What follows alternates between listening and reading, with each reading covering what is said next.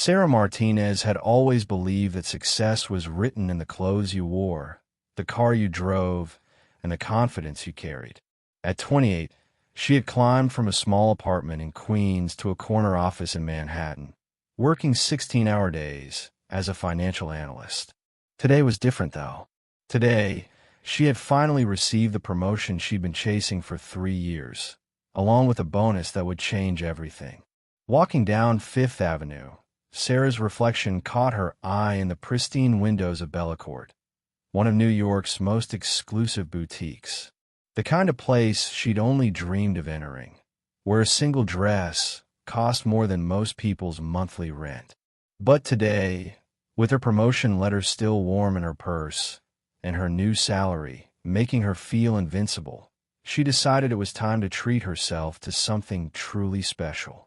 The heavy glass doors opened with a whisper, revealing an interior that screamed luxury.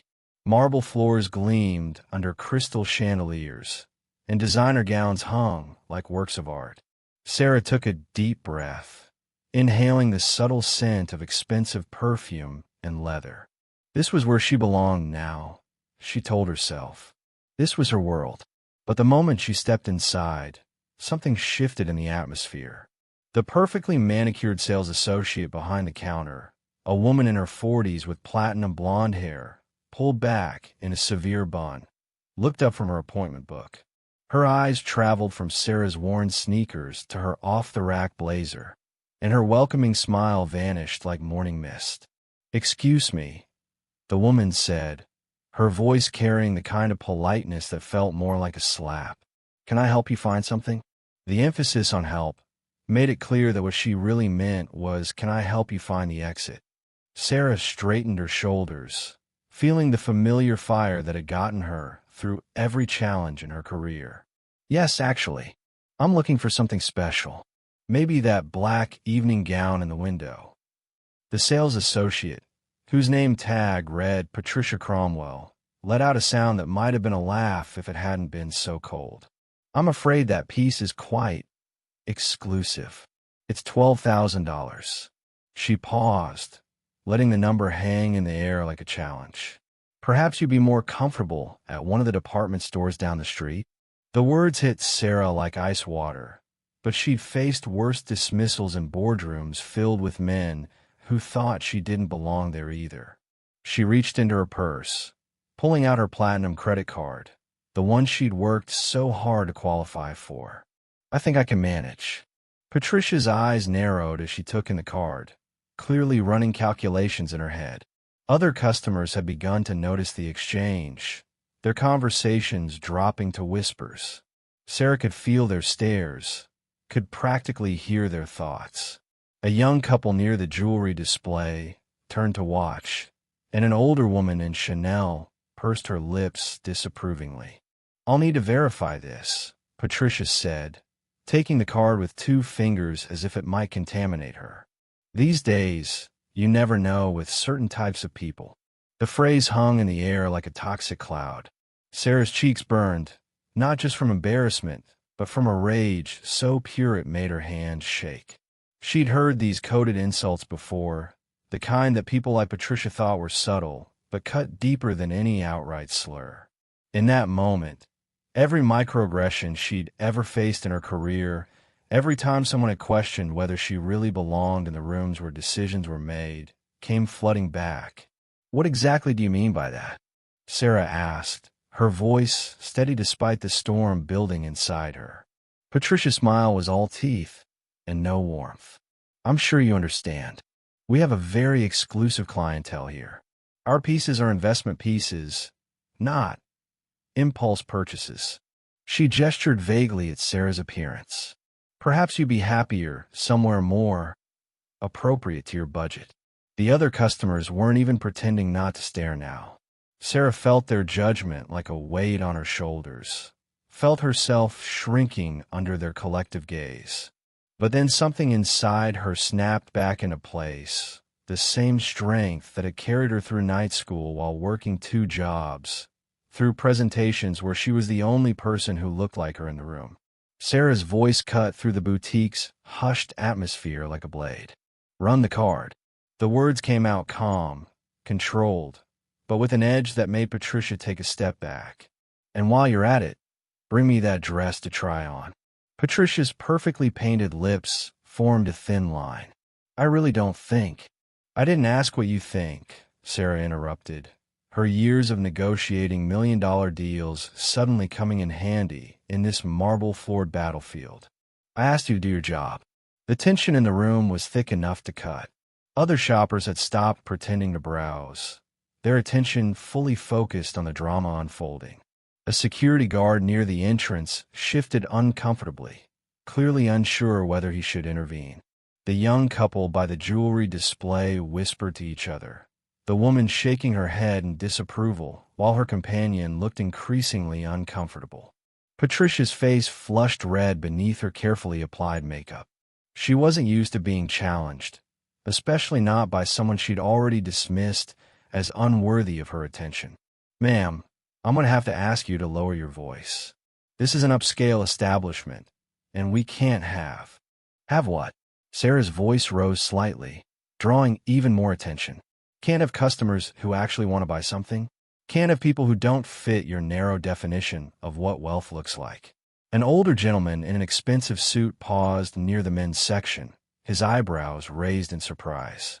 A woman with perfectly styled gray hair clutched her Hermes bag tighter, as if Sarah's presence might somehow contaminate her precious belongings. The whispers grew louder, a chorus of judgment that followed Sarah wherever she moved in the store. Patricia glanced around nervously, clearly realizing that the situation was spiraling beyond her control. Security, she called, her voice pitched high with authority she wasn't sure she possessed. We may need assistance here. The security guard, a tall man in his 50s with kind eyes that seemed out of place in this cold environment, approached slowly. He looked from Patricia to Sarah, clearly trying to assess the situation. Is there a problem here, ladies? Yes, there is, Sarah said before Patricia could speak. I'm trying to make a purchase, and this woman is refusing to serve me based on how I look. She gestured to her outfit, her voice growing stronger with each word. I have money, I have credit, and I'm a paying customer. But apparently, that's not enough. The security guard's expression shifted, a flicker of something that might have been sympathy crossing his features. He'd probably seen this scene play out before, though perhaps not quite so dramatically. Ma'am, he said gently to Patricia, if the lady wants to make a purchase.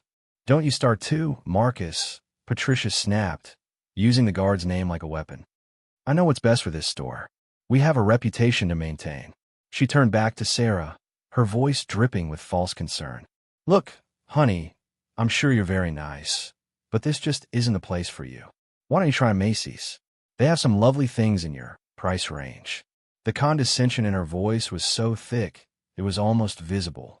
Sarah felt something crack inside her chest, not breaking but hardening into diamond-sharp resolve. She'd spent her entire life being underestimated, being told she didn't belong, being made to feel small by people who couldn't see past the surface. You know what? Sarah said, her voice dropping to a dangerous whisper that somehow carried to every corner of the store. You're absolutely right. This isn't the place for me. She paused, letting the words sink in. It's beneath me. Patricia's face lit up with triumph, clearly thinking she'd won. Well, finally, some common sense.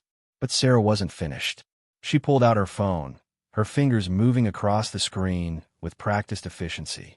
I'm just curious, Patricia. Do you know who owns this building? The question seemed to come from nowhere, catching everyone off guard. What? Patricia stammered, clearly confused by the sudden change in direction. The building, Sarah repeated patiently. This boutique, this entire block actually.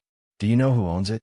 Her phone buzzed with a response to the text she'd just sent, and her lips curved into a smile that didn't reach her eyes. Patricia's confusion was evident as she stammered. I don't see how that's relevant. Mr. Bellecourt owns the boutique, obviously, and the building management company handles. Hartwell Properties, Sarah interrupted smoothly, reading from her phone. Hartwell Properties owns this building, along with 12 other luxury retail spaces in Manhattan. She looked up, her dark eyes meeting Patricia's increasingly nervous gaze. Interesting company. Very selective about their tenants. The boutique had grown unnaturally quiet. Even the soft classical music seemed muted as every person in the store strained to hear this unexpected turn in the conversation. Marcus, the security guard, had stopped pretending to patrol and was openly watching now, his weathered face creased with curiosity.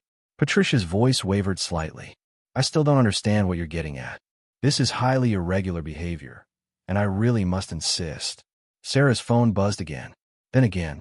A slow smile spread across her face as she read the messages, each one adding another layer to what was about to unfold. Tell me, Patricia, how long have you worked here? 3 years, Patricia answered automatically, then seemed to catch herself. But I don't have to answer your questions. You're not a customer here, despite what you might think. 3 years, Sarah mused, sliding her phone back into her purse. Long enough to get comfortable. Long enough to forget that retail is ultimately about customer service, not personal prejudices. She took a step closer to the counter, her voice carrying a new authority that made several shoppers lean in to listen. Long enough to make some very expensive mistakes. The young couple near the jewelry display had abandoned all pretense of shopping and were now watching the scene unfold like spectators at a tennis match. The woman nudged her companion, whispering urgently in his ear. Other customers began pulling out their own phones, some clearly recording what was happening. Patricia's face had gone pale beneath her foundation. I don't know what you're trying to imply, but I'm not implying anything, Sarah said calmly. I'm stating facts. Fact 1. You refuse to serve a customer based on appearance. Fact 2. You made discriminatory comments about certain types of people. Fact 3. All of this happened in front of multiple witnesses. She gestured to the growing audience around them. Marcus shifted uncomfortably, clearly recognizing that this situation had moved far beyond a simple customer dispute. His hand moved toward the radio clipped to his belt, but he hesitated, unsure who he should be calling or what he should be reporting. Fact 4, Sarah continued, her voice growing stronger with each word. This establishment operates under a lease agreement that includes very specific clauses about customer service standards and anti-discrimination policies, violations of which can result in immediate lease termination. Patricia's mouth opened and closed like a fish out of water. The color had completely drained from her face, and her hands trembled slightly as they gripped the counter. You can't just... Who do you think you are? That's an excellent question, Sarah said, reaching into her purse again. But instead of her phone, she pulled out a business card. A simple, elegant card with raised lettering that caught the boutique's expensive lighting. She placed it on the counter between them, the small rectangle of paper seeming to carry the weight of destiny. Patricia picked up the card with shaking fingers, her eyes scanning the text. Her face went from pale to gray to green in the span of seconds. The card slipped from her fingers, fluttering to the marble floor like a fallen leaf. Sarah Martinez, Sarah said helpfully, Senior Vice President of Acquisitions, Hartwell Properties.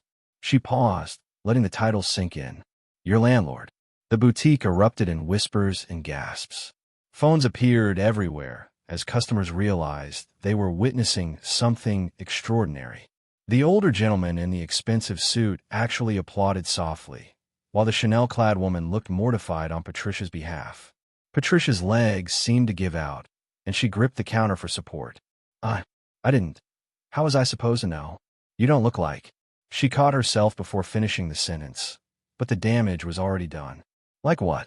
Sarah asked quietly, her voice carrying to every corner of the now silent store. Like someone who belongs here? Like someone with power? Like someone who matters? Each question landed like a physical blow. That's exactly the problem, isn't it, Patricia? The silence in Bellecourt stretched like a taut wire, ready to snap at any moment. Patricia stood frozen behind the counter, her perfectly composed facade crumbling like ancient plaster. The business card lay at her feet like evidence at a crime scene, its simple elegance somehow more damning than any accusation could have been. Sarah picked up the card and placed it back on the counter with deliberate care. You know, Patricia, when I walked in here 30 minutes ago, I was just a woman who wanted to buy a dress. A woman who had worked 15 years to earn the right to shop wherever she pleased, to spend her hard-earned money on something beautiful. Her voice carried across the marble floors, reaching every corner of the boutique where customers stood transfixed by the unfolding drama. I was excited, Sarah continued, her tone shifting to something almost vulnerable. Can you imagine that? Excited to finally feel like I belonged in a place like this. Excited to celebrate a promotion that meant everything to me. She gestured around the elegant space. I've walked past this store hundreds of times, always wondering what it would feel like to be the kind of person who could afford to shop here. Patricia opened her mouth, but no words came out. Her hands trembled as she reached for the counter, needing something solid to hold on to as her world tilted on its axis. But you couldn't see past your own prejudices, could you? Sarah's voice hardened again. You looked at me and decided I wasn't worthy. Not because of my credit score, not because of my bank account, but because I didn't fit your narrow definition of what success looks like. Marcus, the security guard, cleared his throat softly.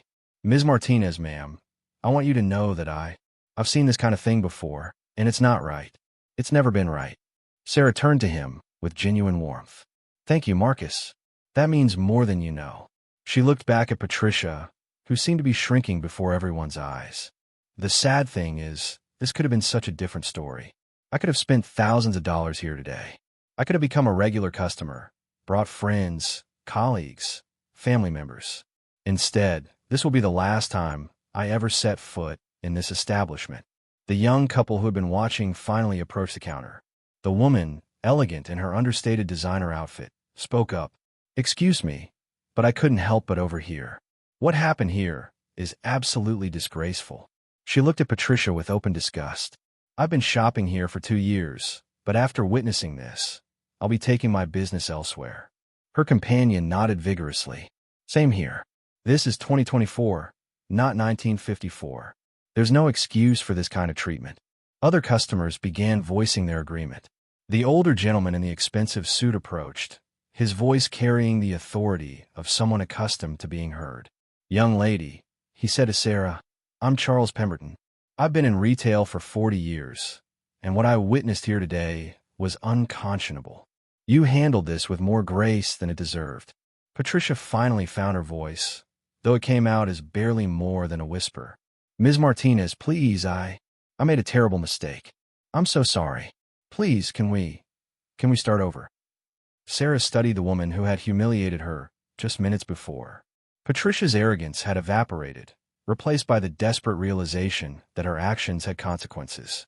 The perfectly composed sales associate was gone, leaving behind someone who suddenly understood how precarious her position really was. Start over, Sarah repeated thoughtfully.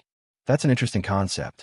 Tell me, Patricia, if I weren't who I am, if I were just another customer without the power to affect your life, would you be apologizing right now? Patricia's silence was answer enough. That's what I thought, Sarah said sadly. You're not sorry for what you did. You're sorry you got caught. You're sorry there are consequences. She shook her head. That's not how genuine change happens. The boutique's phone began ringing insistently from the back office. Then Patricia's personal phone started buzzing, then ringing again. The news was already spreading through the interconnected world of luxury retail, social media posts, and messages flying at the speed of light. Sarah pulled out her own phone and showed the screen to Patricia. 17 missed calls in the last 5 minutes. Word travels fast in our industry. She slipped the phone back into her purse. By tomorrow morning, every major retailer in Manhattan will know exactly what happened here today. Patricia's face had gone ashen as the full weight of her situation crashed down upon her. The phones continued their relentless symphony of incoming calls and notifications, each ring serving as another nail in the coffin of her career. She reached for her buzzing phone with trembling fingers, but Sarah's voice stopped her. I wouldn't answer that if I were you, Sarah said quietly. Nothing you say right now will make this better. In fact, it will probably make it much worse. The boutique had transformed into something resembling a courtroom, with Sarah as both prosecutor and judge. Customers who had initially been mere bystanders now felt compelled to bear witness, their phones capturing every moment of this unprecedented reversal of fortune. The marble floors and crystal chandeliers that had once seemed to intimidate now felt like the setting for a reckoning that had been years in the making. Charles Pemberton stepped forward again, his voice carrying the gravity of someone who understood the retail world's unforgiving nature. Ms. Martinez, if I may, I think there's something you should know. I sit on the board of the Manhattan Retailers Association. What happened here today, this kind of discrimination, it's not just morally wrong, it's bad for all of us. It damages the reputation of every legitimate business in the city. Sarah nodded appreciatively. Mr. Pemberton, you're absolutely right. This isn't just about one rude sales associate or one boutique. This is about systemic problems that have been allowed to fester because people like Patricia believe they can treat customers differently based on appearance, race, or perceived social status. A well-dressed woman in her 60s, who had been quietly observing from near the evening wear section, approached the growing circle around the counter. Her voice carried the refined accent of old money. "I'm Margaret Ashworth," she announced, and several people in the store visibly straightened at the name. "My family has been patronizing establishments on Fifth Avenue for 3 generations. What I witnessed here today is an embarrassment to everything this district is supposed to represent." Patricia looked as though she might faint.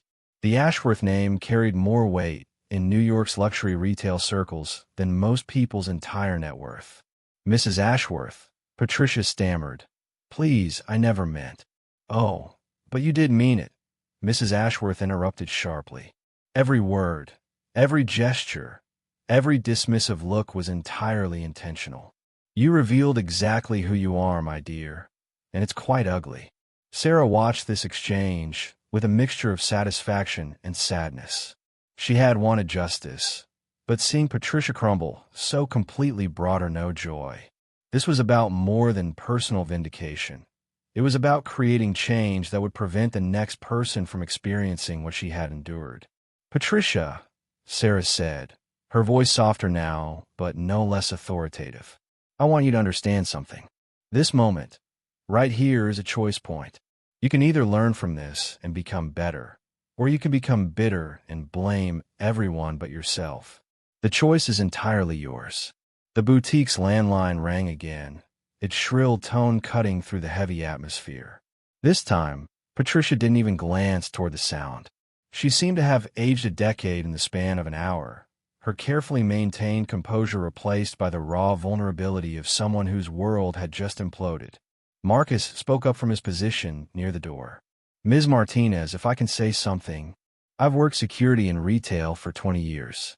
I've seen too many good people treated poorly because of how they look or where they come from. What you did today, standing up like that, it matters. It gives people like me hope that things can actually change." The sentiment was echoed by murmurs of agreement from the gathered customers. Even the store's classical background music seemed to have stopped, as if the building itself was holding its breath to see how this drama would conclude. Sarah's phone buzzed with an incoming call. She glanced at the screen, and her expression grew more serious. "That's my assistant. I suspect the story has already reached the company's executive level." She looked directly at Patricia. "In about 10 minutes, you're going to receive a call from Bellacourt's corporate office. They're going to ask you to explain why their largest landlord is considering terminating their lease due to discriminatory practices by their staff." Patricia's knees finally gave way, and she sank into the chair behind the counter. "Please," she whispered, "I have a mortgage. I have children. I made a mistake, a terrible mistake, but please don't destroy my entire life over it." The plea hung in the air like a challenge to Sarah's conscience. Sarah stood in the sudden quiet of the boutique, Patricia's desperate plea echoing off the marble walls. The woman who had been so imperious just an hour ago now sat crumpled behind the counter, her perfect facade stripped away to reveal someone terrifyingly human. The other customers watched with a mixture of fascination and discomfort, witnessing what felt like both justice and tragedy unfolding simultaneously. "You have children," Sarah repeated slowly, her voice thoughtful rather than accusatory.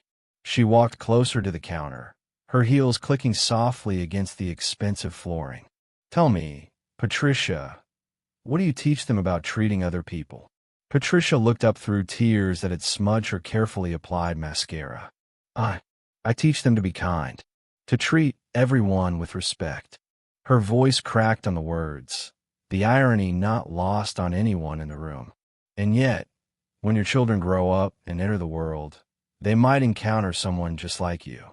Someone who looks at them and decides they don't belong, that they're not worthy of basic human dignity. Sarah's voice remained calm, but there was an undercurrent of something deeper, more personal. How would that make you feel? The question seemed to hit Patricia like a physical blow. She doubled over slightly, her hands covering her face as the full weight of her actions began to register on a level beyond mere career consequences. Margaret Ashworth, who had remained silent during this exchange, stepped forward with the authority that came from decades of social prominence. "Patricia, dear, you're missing the point entirely. This isn't about one mistake. This is about a pattern of behavior, a mindset that allows you to look at another human being and decide their worth based on superficial judgments." Charles Pemberton nodded gravely. "In my 40 years in retail, I've learned that the customer you dismiss today might be the person who decides your fate tomorrow. But more importantly, every person who walks through these doors deserves to be treated with dignity, regardless of who they turn out to be." Sarah pulled out her phone as it buzzed again, this time answering the call. The entire boutique fell silent as she spoke. "Yes, I'm still here. Yes, it's as bad as you heard." She paused, listening. "No, don't call the corporate office yet.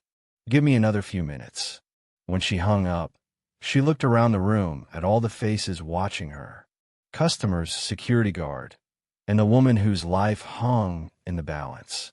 "That was my CEO," she said simply. "The story is already trending on social media. Luxury boutique discrimination exposed by property executive. 17,000 shares in the last 20 minutes. Patricia made a sound somewhere between a gasp and a sob. The digital age had amplified consequences beyond anything previous generations could have imagined. A moment of poor judgment could now become a global phenomenon within hours. "But here's what's interesting," Sarah continued, her tone shifting slightly. "The comments aren't just about you, Patricia. People are sharing their own stories. Hundreds of them. Stories about being followed in stores, about being ignored by sales staff, about being made to feel unwelcome in places their money was supposedly good enough for." She began reading from her phone. "Maria from Chicago says, 'This happened to me at a jewelry store. They assumed I couldn't afford anything.' David from Los Angeles writes, 'I was asked to leave a car dealership because they thought I was wasting their time.' Jennifer from Atlanta shares, 'A saleswoman at a department store literally said I didn't look like their typical customer.' Each story landed like a weight in the increasingly heavy atmosphere of the boutique. Patricia's individual actions were being revealed as part of something much larger, a systemic problem that touched countless lives. "Do you understand now?" Sarah asked gently. "This isn't just about you and me. This is about every person who has ever been made to feel small because someone else decided they didn't belong." Marcus cleared his throat from his position near the door. "Ms. Martinez, if I may, I've been thinking about what you said earlier about this being a choice point. Maybe that's true for all of us, not just her." He gestured toward Patricia. "Maybe this is a moment where we all get to decide what kind of world we want to live in." The wisdom in the security guard's words seemed to resonate throughout the boutique. Several customers nodded, and even Patricia looked up from her hands, as if hearing something that cut through her panic and self-pity. Sarah smiled at Marcus, the first genuine smile she'd shown since entering the store. "You're absolutely right, Marcus. This is exactly that kind of moment." Sarah walked to the window where the black evening gown still hung, its elegant silhouette catching the afternoon light streaming through the boutique's floor-to-ceiling windows. She touched the fabric gently, feeling its quality beneath her fingertips. The dress that had started this entire confrontation now seemed almost irrelevant, a beautiful object that had become the catalyst for something far more significant. "You know what the saddest part of all this is?" Sarah said, turning back to face the assembled group. "I genuinely love this dress. I could picture myself wearing it to the company gala next month, feeling confident and beautiful and finally like I'd earned my place in rooms where important decisions get made. She let her hand fall from the fabric. But now, every time I would have looked at it, I would have remembered this moment. Not the joy of achievement, but the sting of discrimination. Patricia raised her head, her voice barely audible. I'm sorry. I know that doesn't fix anything, but I am genuinely, deeply sorry. Not because of who you turn out to be, but because of what I did. What I've probably been doing to people for years without even realizing the impact. That's the first thing you've said today that sounds like truth, Sarah replied. She pulled out her phone again, scrolling through the continuing flood of messages and notifications. The story has gone international. News outlets in London, Tokyo, Sydney. People everywhere are talking about what happened in this boutique today.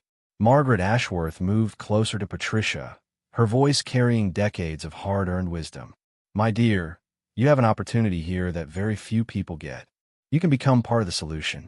You can use this moment to help ensure that what you did to Ms. Martinez never happens to anyone else. Charles Pemberton nodded in agreement. The retail industry is watching. What you do next, how you handle this crisis, will determine not just your future, but the future of customer service standards across the luxury market. Sarah's phone rang again, and this time when she answered, she put it on speaker. Ms. Martinez? This is James Bellecourt, owner of the boutique. I've just heard about what happened, and I want to personally apologize for the inexcusable treatment you received in my store. Patricia's face went white as her employer's voice filled the boutique. Mr. Bellecourt, Patricia, his voice cut through her attempt to speak. Don't say anything right now. I'll be there in 15 minutes, and we'll discuss your employment status then.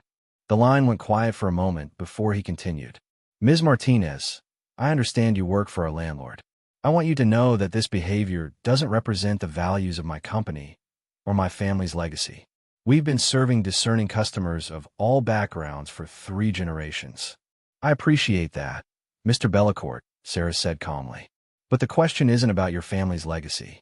It's about what happens next. How do you ensure this never happens again? I've already called an emergency meeting with our entire staff for this evening. We're implementing immediate retraining on customer service and anti-discrimination policies. Every employee will undergo sensitivity training, and we're establishing a zero-tolerance policy for discriminatory behavior. The customers in the boutique exchanged glances, some nodding approval, while others remained skeptical. Marcus spoke up from his position by the door. Mr. Bellecourt, sir, if I may, policies are good, but culture change takes more than training sessions. It takes leadership willing to have uncomfortable conversations and make hard decisions. You're absolutely right, came the voice from the phone. And that's exactly what we're going to do. Sarah looked around the boutique one final time, taking in the faces of all the people who had become unwitting participants in this moment of reckoning.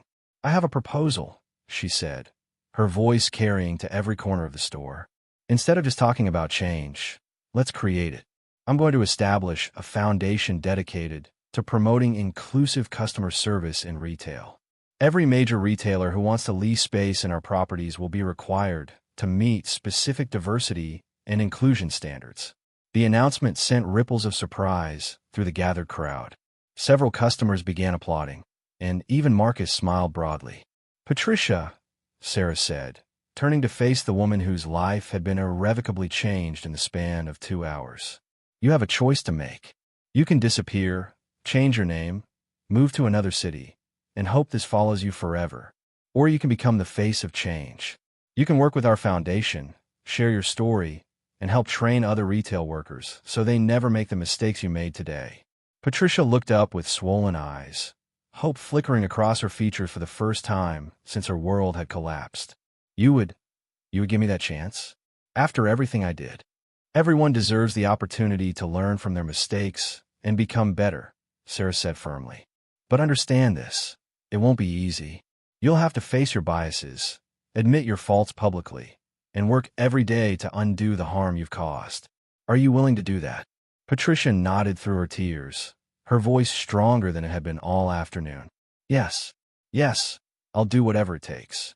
As the late afternoon sun streamed through the windows of Bellecourt, Sarah Martinez realized that sometimes the most important purchases aren't the ones we plan to make.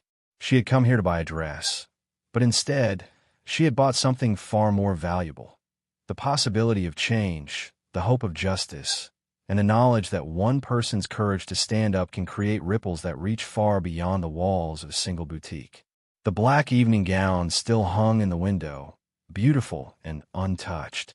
But the real transformation had already taken place in the hearts and minds of everyone who witnessed what happened when dignity demanded its due, and justice finally got to speak with the voice it deserved.